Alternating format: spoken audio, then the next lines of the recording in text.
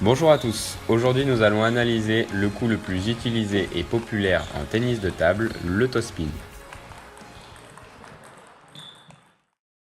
Aujourd'hui, à l'aide d'un comparatif, nous allons analyser la différence entre un toe-spin d'un joueur confirmé et un toe-spin d'un joueur novice. Mais nous allons aussi voir les différentes situations spéciales qui se présentent et les modifications nécessaires pour réaliser un toe-spin. Au tennis de table, il existe 3 différents coups d'attaque. Nous avons tout d'abord le coup droit avec un mouvement de bas en haut.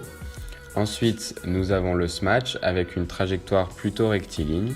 Et enfin, le coup le plus utilisé au tennis de table, le toe spin, avec une accentuation du mouvement de bas en haut.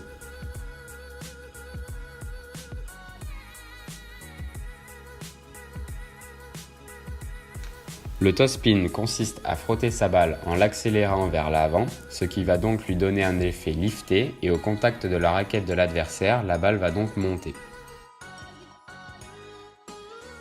Pour réaliser un bon toe spin, il faut être capable de se placer au niveau de la profondeur de la table, mais aussi de la trajectoire de la balle. Il faut aussi essayer de prendre la balle au sommet du rebond. Pour préparer ce geste, il faut ouvrir l'angle du coude en baissant la main au niveau des genoux pour ensuite accélérer l'avant-bras jusqu'au moment où je touche la balle. Pour transférer le poids du corps, il faut avoir les jambes suffisamment écartées.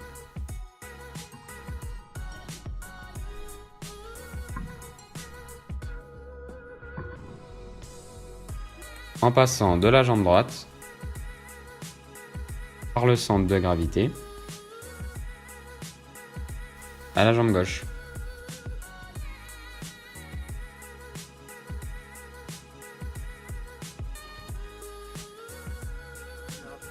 Tout d'abord, les débutants ont tendance à prendre la balle trop tôt, juste après le rebond.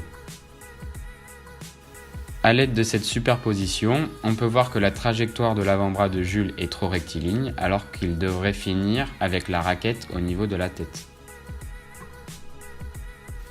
L'ouverture de l'angle du coude de Jules est trop faible, ce qui ne lui permet pas d'accélérer suffisamment sa balle.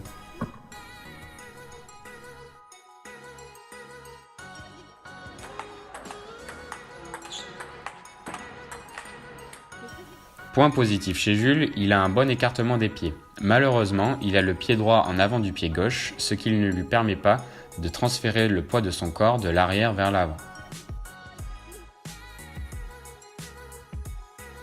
C'est l'orientation de la raquette et l'orientation des épaules qui va permettre de placer précisément la balle.